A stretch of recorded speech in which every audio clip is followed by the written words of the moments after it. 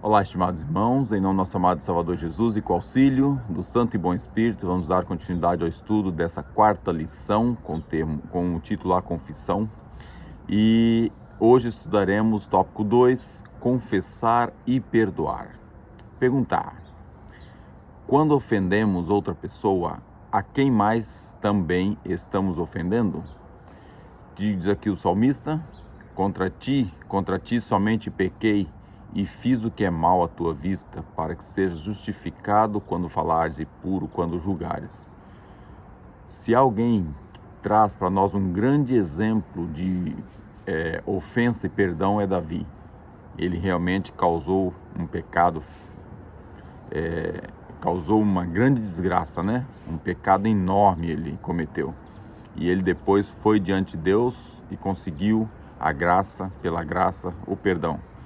E ele aqui vem dizendo que, Senhor, foi contra ti que ele fala aqui, né? Ou seja, quando ofendemos outra pessoa, estamos ofendendo diretamente a Deus, estamos pecando contra Deus. Então, essa ofensa é diretamente a Deus. Caminho a Cristo, na página 37, traz para nós aqui uma orientação. O apóstolo diz: confessai as vossas culpas uns aos outros e orai uns pelos outros para que sareis. Confesse seus pecados a Deus, que é o único que pode perdoá-los, e as suas faltas uns aos outros. Se você ofendeu um amigo ou seu próximo, deve reconhecer o erro cometido, e é dever dele perdoar você de coração. Depois disso, busque o perdão de Deus, porque o irmão que você feriu é propriedade dele, de Deus. E ao feri-lo, você pecou contra o seu Criador e Redentor. É interessante notar o início desse tópico. Confessai as culpas, para quê? O que ele fala aqui? Para que você possa sarar. Muitas das doenças existentes hoje no coração das pessoas, e mesmo doenças físicas, são causadas pela falta do perdão. A pessoa se agarra àquele ódio, se agarra àquela ofensa, se agarra àquele vamos dizer, a podridão que é o fato da pessoa não ter capacidade de perdoar, do orgulho, e agarrado a isso a pessoa se adoece, até os ossos, como diz o salmista, né? Mas aqui o apóstolo traz para nós: confesse uns aos outros, converse uns com os outros, para que você possa sarar. Tem uma ferida física para ser sarada, tem uma ferida psicológica para ser sarada, emocional. E depois dessa ferida ser sanada, o início da cura nessas feridas, é que você vai falar então com Deus. Por isso na oração fala: perdoa, Senhor, assim como eu perdoei ao meu semelhante. Então aqui, primeiro ir falar com teu irmão, confessar com teu irmão, porque pedir perdão a Deus sem falar com teu irmão, o processo está errado. Então está aqui a orientação para nós, né? Se ofendemos outra pessoa, o processo tem que ser feito, mas lembrar que a ofensa também vai diretamente ao nosso Pai Celestial, a Deus. Pergunta B: por que devemos perdoar os outros? Palavras do próprio Jesus, registrado em Mateus capítulo 6, versículo 14 e 15. Porque se perdoardes aos homens as suas ofensas, também vosso Pai Celestial vos perdoará a vós. Se, porém, não perdoardes aos homens suas ofensas, também vosso Pai não perdoará vossas ofensas. Nós ajoelharmos e ter com Deus: Senhor, perdoa meu pecado, perdoa aquilo outro, e eu não confessei ao meu irmão, eu estou ali com orgulho e não sou capaz de ter com o meu irmão. O que está escrito aqui? Se eu não perdoar o meu irmão primeiro, não adianta eu pedir perdão a Deus, porque não vai haver perdão. O Pai não vos perdoará vossas ofensas. É muito importante nós esquadrinharmos nosso coração e pensar assim: estou magoado com alguém? Tem alguém lá no íntimo do meu coração que há qualquer coisa ali? E devemos lembrar que não é esperar a pessoa vir pedir perdão para nós. Tem alguma pessoa que te incomoda? Então vai ter com ela, converse com ela, oriente-se com ela, deixa as coisas organizadas com ela, humildemente, com tranquilidade, mesmo que a pessoa não aceita, a sua parte está feita. Aí você vai ter com Deus: Senhor, ajuda, abençoa e abençoa também essa pessoa que eu tive a conversar com ela. Então é o que está escrito aqui. Apóstolo Paulo escrevendo aos Efésios capítulo 4, versículo 32. Antes, sede uns para com os outros benignos, misericordiosos, perdoando-vos uns aos outros, como também Deus vos perdoou em Cristo. Então a mesma orientação, a mesma advertência dada aqui pelo apóstolo Paulo, quando escreveu ali aos Éfesos. Maior Discurso de Cristo, páginas 113 e 114. Quem não está disposto a perdoar, corta o único canal pelo qual pode receber a misericórdia de Deus. Essa frase é muito importante, eu vou ler novamente. Quem não está disposto a perdoar, corta o único canal pelo qual pode receber a misericórdia de Deus. Irmãos, se você tem um problema com alguém, você não resolveu esse problema, você cortou o único canal de receber a misericórdia de Deus. É muito grave ter alguém que te ofendeu e você não foi ter com essa pessoa para resolver o problema. É muito grave você ter ofendido alguém e não ir ter com ela para resolver a questão que você causou. Mas note-se a primeira parte. Alguém te ofendeu e você ficou quieto e magoado. Você tem que ter com essa pessoa, porque talvez ela nem saiba que você está magoado. Ou mesmo que ela saiba, você tem que resolver o seu lado, não é o dele, é o seu lado. Você tem que humildemente pedir a Deus orientação, pedir a Deus humildade e ter com essa pessoa. Você tem que esquadrinhar o seu coração e pensar assim, nesse momento não tem ninguém que eu tenha problema. Graças a Deus eu não tenho. E recomendo que você também não tenha. Se houver alguma coisa, trate. Ore a Deus antes, jejua se for preciso, deixe seu coração em paz e vai ter com essa pessoa, você vai ver a paz que vai ser. E vou ler novamente a frase e o tópico inteiro. Quem não está disposto a perdoar, corta o único canal pelo qual pode receber a misericórdia de Deus. Isso é muito pesado. Continuando a leitura. Não devemos pensar que só temos justificativa para perdoar quando aqueles que nos feriram confessarem o próprio erro. Sem dúvida, cabe a eles humilhar o coração com arrependimento e confissão, mas devemos ser compassivos para com aqueles que pecaram contra nós, independentemente de terem confessado ou não as suas faltas. Então não dependo do outro para ter o perdão ou não ter, ou para ir ter com a pessoa. Se ela me ofendeu, eu não dependo dele se arrepender ou da pessoa se arrepender. Eu tenho que ter com ela, resolver a minha questão, estar com o coração em paz, perdoar aquela pessoa, até pedir desculpa por alguma coisa que da minha parte tenha acontecido. Continuando. Por mais dolorosas que sejam as feridas que essas pessoas nos causaram, não devemos nos apegar às mágoas, nem sentir pena de nós mesmos por causa delas. Mas, assim como esperamos que Deus nos perdoe pelas ofensas que praticamos contra Ele, também devemos perdoar todos que nos fizeram o mal. Nós pecamos a cada instante, a cada minuto, e é incrível, há pecados que nós cometemos que nem percebemos que cometemos. E a graça de Cristo vai lá e, pela misericórdia de Deus, é perdoado. E aqueles que nós sabemos, devemos confessar. E aqueles que nós nem demos conta, a graça de Cristo nos cobre. E agora não podemos fazer isso a outra pessoa, outro ser humano? Então, eis aqui a questão. Então, essa pergunta B é uma pergunta fundamental para a tua saúde. E quando eu falo saúde, é saúde física e mental, que logo vai repercutir na espiritual. Então, é muito importante você não ter mágoa contra absolutamente ninguém. Deixar sua vida bem orientada. Isso vai te trazer paz, sossego, alegria, vai tirar um fardo das tuas costas. Então, eu recomendo, se você tiver alguma questão, resolva. Vai ver quão bom e quão tranquilo vai ser. E acontece muitas vezes você ir falar com uma pessoa que te ofendeu e falar assim, eu não tinha noção disso, me perdoa, eu não tinha noção disso. E você estava lá morrendo com a mágoa. É como o velho ditado, não perdoar é você beber veneno querendo que esse veneno afeta a outra pessoa. Só que nunca vai afetar outra pessoa, só vai se envenenar sozinho. Então, resolva essa questão. Deus vai te abençoar grandemente da forma física, mental e, claro, espiritual. Você vai abrir novamente o caminho para ter a misericórdia de Deus. Se você não perdoar, o canal vai estar fechado. É importante. Pergunta C. Que lições nosso dever para com a humanidade nos ensina? Agora estamos falando de um dever já generalizado para com todos os semelhantes. Epístola de Pedro, primeira carta, capítulo 4, versículo 8. Mas, sobretudo, tende ardente amor uns para com os outros, porque o amor cobrirá a multidão de pecados. É fácil você fazer uma comparação. A mãe com o filho, a capacidade da mãe de perdoar um filho, a capacidade da esposa ou o marido perdoar uns aos outros. É mais fácil, é mais tranquilo, é um amor, é uma convivência. Devemos exercer esse mesmo amor para com todos. Fácil? Não. Humanamente simples? Também não. Só pela graça de Cristo, só pela comunhão com Jesus é que nós alcançamos esse áureo patamar de amor uns pelos outros. Mas é o que está aqui escrito. E por que a gente vai cobrir uma multidão de pecados? Porque quando você não perdoa, às vezes a pessoa fica tão...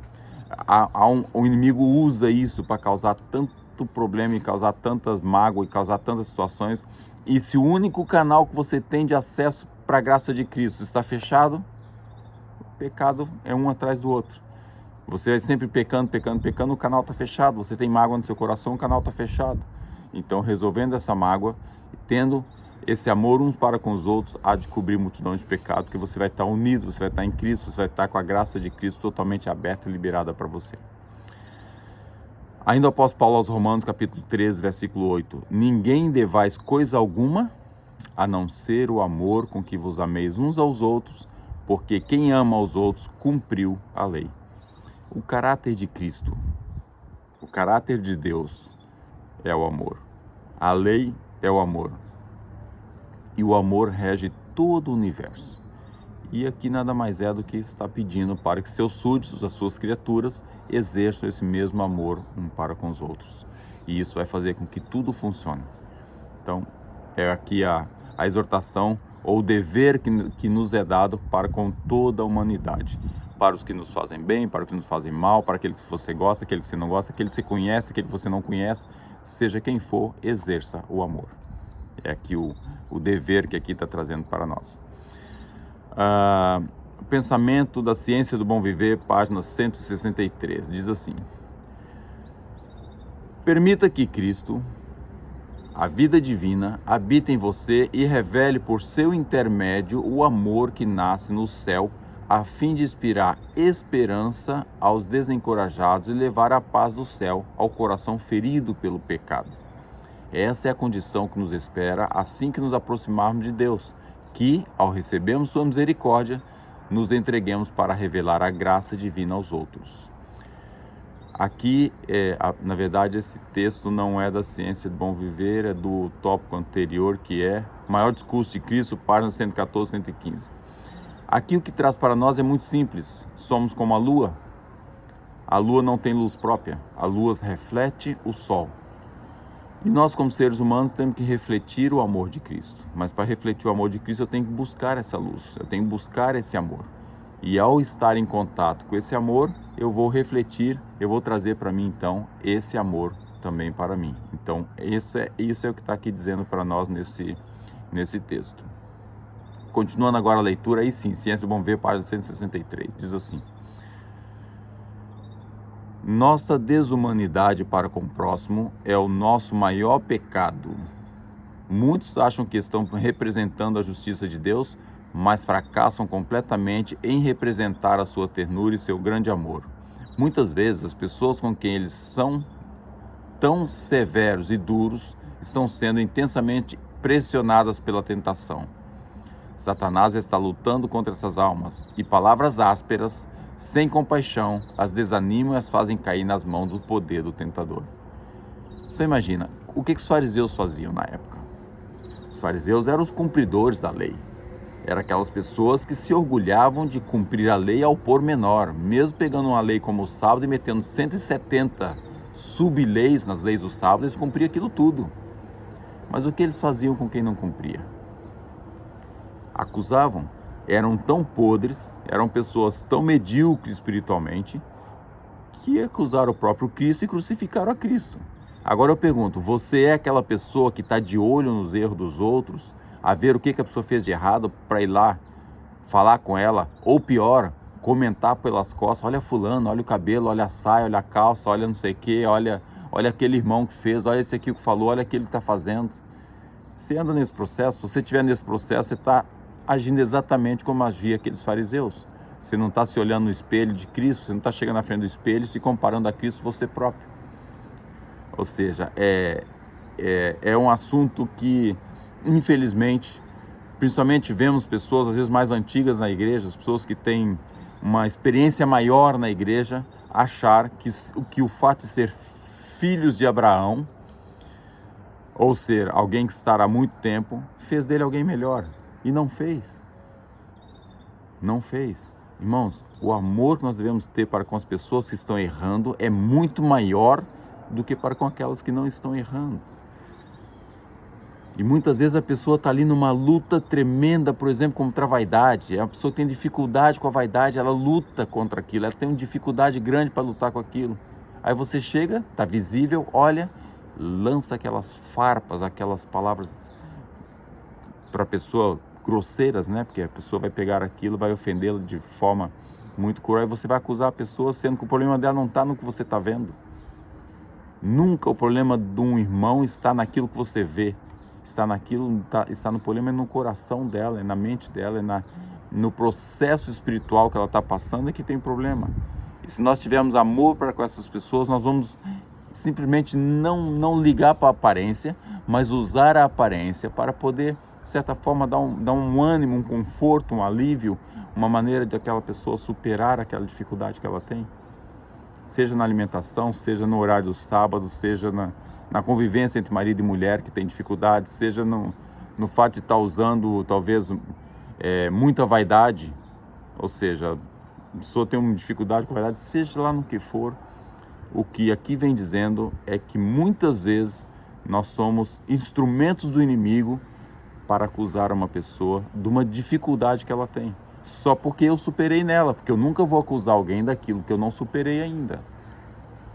Se eu tenho problema, por exemplo, com vestuário, eu não vou falar do vestuário para ninguém, mas eu não tenho problema com alimentação, então eu posso olhar para o outro e acusar ele. Então eu ando com a indumentária muito boa, eu não tenho problema com a minha vestimenta, eu ando nas normas da minha vestimenta. Então eu olho para quem tem problema na vestimenta e vou falar para ele, porque eu me acho melhor. Irmãos, isso é pecado, isso está errado, está bem claro aqui que nós estamos fazem as pessoas cair na mão do poder do tentador por nossas atitudes. Então devemos lembrar que o amor é importante. Esse tópico traz para nós que o perdão, o amar, é algo divino, é algo que Deus faz. Nós olhamos a Jesus, o método que Jesus usou, é só olhar Judas, por exemplo, é olhar os próprios fariseus. Jesus sempre teve amor, compaixão e sempre buscou resgatar, sempre resgatar. O que eu posso fazer para ajudar? O que eu posso fazer para acrescentar? O que eu posso animar essa pessoa? Esse deve ser o nosso propósito. Mas o primeiro processo é pessoal. Eu tenho que confessar, eu tenho que perdoar, eu tenho que estar livre, eu tenho que estar realmente, esquadrinhar meu coração e pensar assim, não tenho raiva de ninguém. Tenho uma vida tão tranquila. E eu digo-vos, é tão bom, vocês não têm noção. Não tem uma mágoa no meu coração, é a coisa mais gostosa do mundo. E eu recomendo a todas as pessoas a fazer isso. Não que ninguém tenha me ofendido, e não que eu não tenha ofendido alguém. Sim, mas parece tão difícil consertar, mas depois você conserta e fala assim, nossa, foi tão fácil. Então, o desafio que eu tenho para os irmãos hoje é esse. Põe o joelho no chão e fala, Senhor, eu não quero, eu não posso, eu não consigo, mas faça a sua vontade na minha vida. Eu preciso resolver essa questão. Pronto, é início do processo. E eu passei por uma situação bastante complicada nesse aspecto. Assim que eu comecei a orar dessa forma, Deus abriu o caminho. E agradeço a Deus por isso e agradeço a pessoa que me instruiu a fazer isso. Foi uma pessoa que eu amo muito, tenho um carinho enorme por ele. São três pessoas que fizeram esse processo, de certa forma em conjunto, mas fizeram. E realmente a vida é outra. Então, irmãos, entrega a Deus o problema e Ele há de abrir caminho para você resolver. E que Deus nos ajude, possamos realmente não só confessar, como perdoar e ter uma vida em paz com Deus, para que as portas e as bênçãos do céu sejam abertas em nossa vida. Esse é meu sincero desejo para mim e todos hoje. Amém.